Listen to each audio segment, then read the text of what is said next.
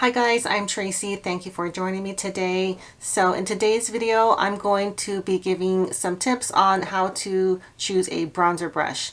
So this one, this is a requested video, so thank you so much for requesting this. It really helps me decide on what kind of content to make. So I always appreciate when you guys give me ideas for videos, and it's about time I kind of do another one of these because my collection has grown so much recently, and now I have so many more brushes to discuss, to demo, and to recommend. So the ideas behind picking these brushes, it's very similar to how to pick a blush brush. You want to consider three main things. First of all, how pigmented do you want your bronzer to look? Do you want it to be more like kind of like an all over a warmth to your face? Is that what you're looking for? Or are you looking to like contour more with it? So figure out what kind of look you're going for, and what your skin tone is. If you're very fair, you're going to want to choose a certain kind of brush, versus if you're very tan, it's going to make a big difference with how your bronzer looks. Also, what kind of formulas do you have or do you like, because that really, the type of brush you use can really make or break the way the formula is picked up and deposited. So I'm going to go into that a little bit more. So hopefully you guys already have some. So there's like three, I'm not talking about cream or liquid, but there's three types that I will be considering. One is like your standard powder, pressed powder bronzer, like the NARS Laguna or the Benefit Hoola. Those are some very popular ones. And then there's also these slightly newer formulas like the Chantecaille Real Bronze. It's a baked gelée formula. These are a bit harder to pick up. And I also have one of these, and I don't know how popular this is, but this is the Huda Beauty Glowish Bronzer, and I'm not sure what these are called, but the formula, it's like spongy, kind of like, it's soft, but it is a pressed powder, but it's a little bit tricky to pick up. It's taken me a while to figure out how to use this bronzer, but after I figured out what kind of brush and everything, I ended up really enjoying this one. It's a little light for me, but I really do like the texture and the kind of uniqueness about this. So those are the three I'm going to talk about.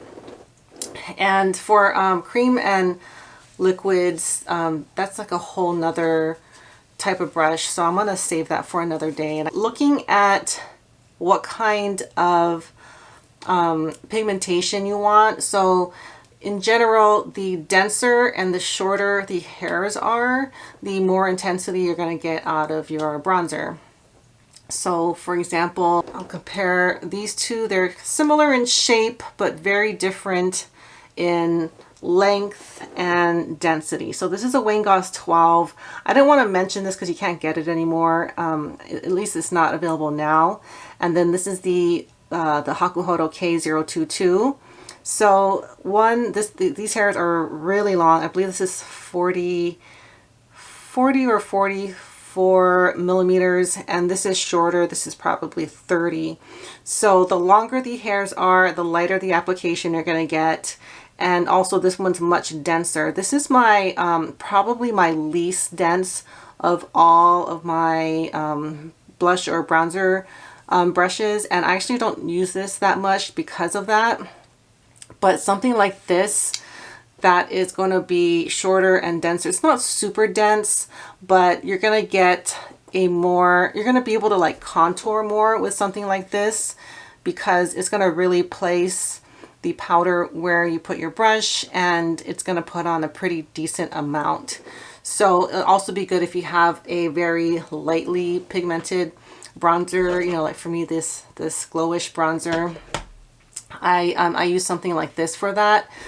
But if you have something that, and I don't actually have one that fits this, but if you have a very dark powdery bronzer, this would be good, because it's going to pick up a very small amount and it's going to apply you know, a very small amount as well. Or if you're very fair and you are afraid of looking like you have too much makeup on, something like this is really great, as well as using a very large dense brush. So the largest densest brush that I have in my collection is the Rephr 22. Now I hear a lot of people saying that they really like this for bronzer. For me personally, it's a little big. I like to kind of like contour a little bit with my bronzer. Every so often I'll use something like this to kind of like give myself an all over bronze look, but in general this one's a little big. I do a demo, so I'm gonna roll the B-roll of the Rephr 22, comparing it to the Koyudo BP13. So these are like pretty much the same shape. It's just the Rephr is a lot longer and the density is about the same. So these are very dense brushes. So how I use these is if I want to not specifically put bronzer on, but if I want to kind of lightly get bronzer all over like a larger area, I think these are what these do best.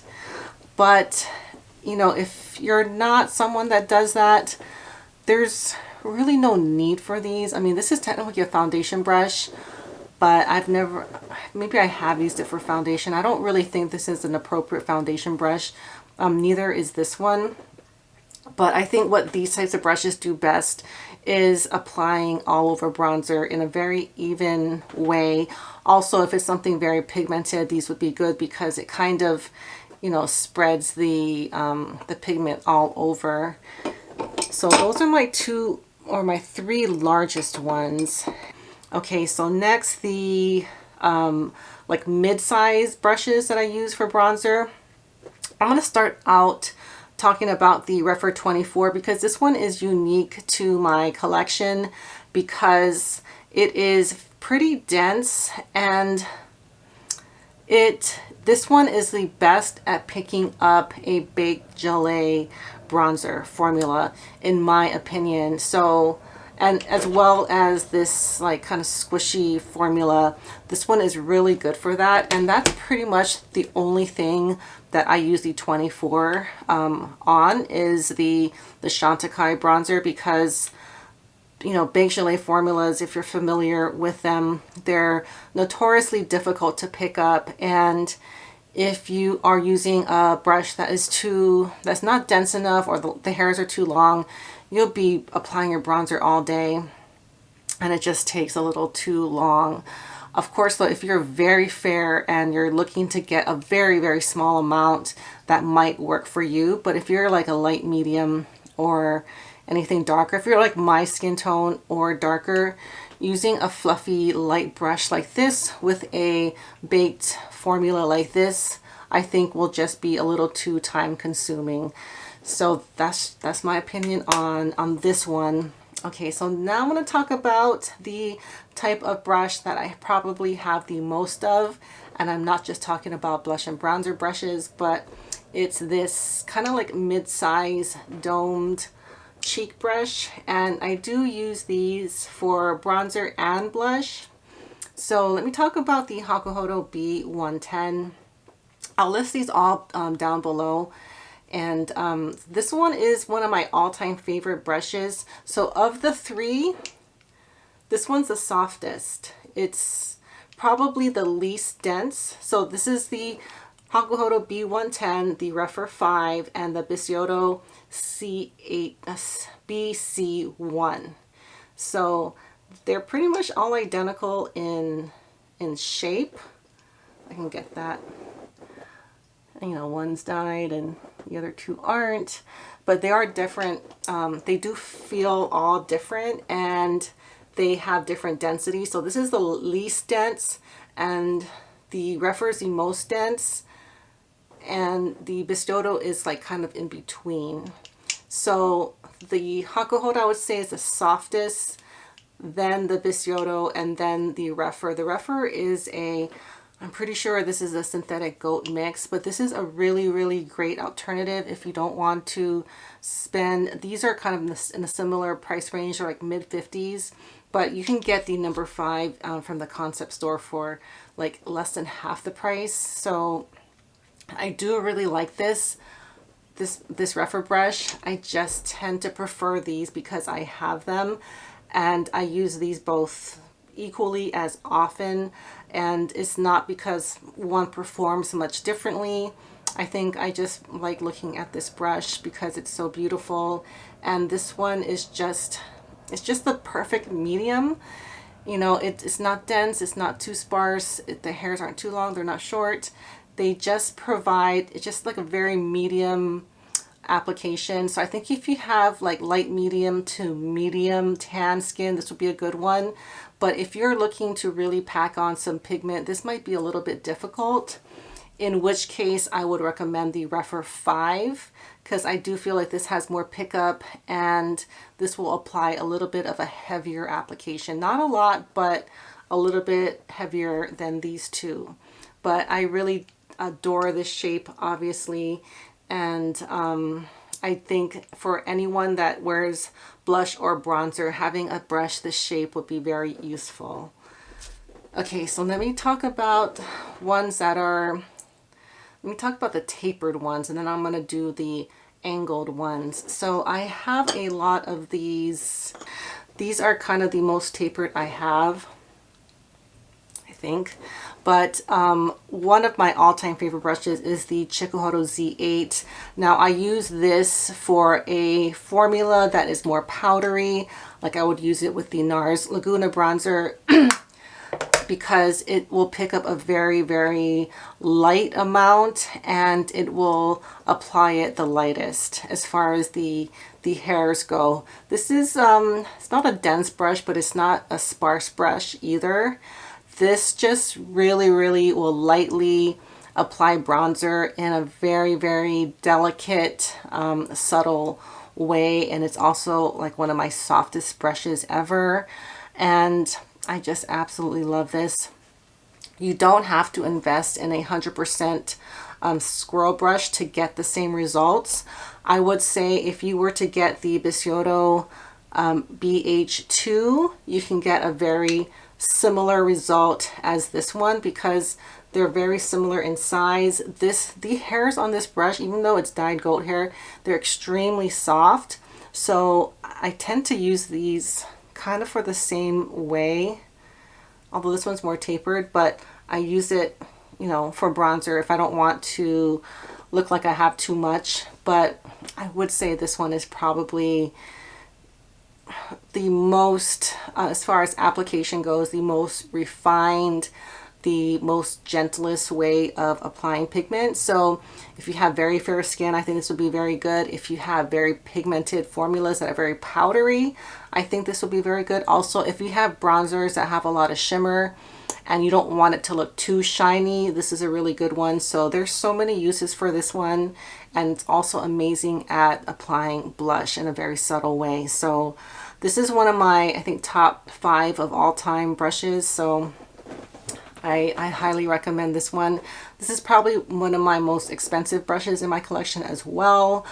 So you don't have to have this one to do a light application of bronzer. You can even go with something like the Soft Cheek because of the long hairs and the softness. It will also provide a very light application of bronzer. Actually, I was planning to demo this one. I have demos of this one in my top 5. I'll link below. I was planning to demo more, but then I was gonna have to do my makeup so much. So let me use this. I don't usually use this with bronzer. I usually use this with blush, but it is a really nice way to, let me try on this side, very lightly bronze your face. And because the hairs are long, you can do this and it won't like mess up your base makeup.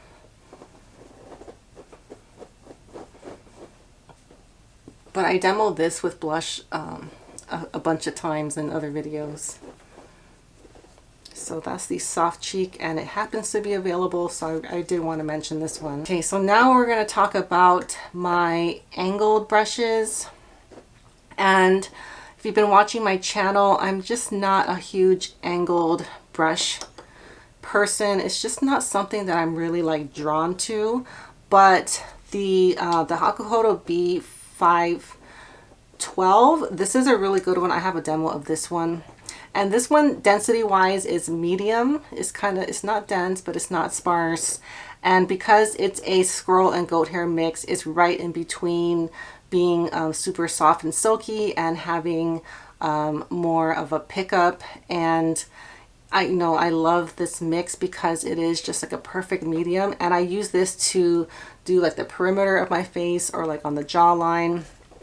I have also the G511, which I do use for bronzer if I want to get like really close to the hairline. If I have a little extra time and I really want to get specific, I'll use this one. But because it's so small, it's not as useful for me, and I have a lot of like cheek space. So it's, for me, not quite as useful as the bigger size. But if you have very fine features, you have, very, like a smaller, surface space on your cheek, this might be better because you can really, lightly contour and get into like areas like this without getting the product all over.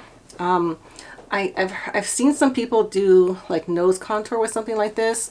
It's just not something I do, so I can't really speak to that. But I don't like highly recommend this, but for a certain person I think this will be a really great brush because it's such a well-made brush, and these hairs are like some of the best hairs you can use for any powder product. So that's the G511, and this is like one of the surprise brushes of the year, and I tend to use this with blush, but I have used it for bronzer if I want to like kind of do more of a contoured look, and that's the Rephr number 4.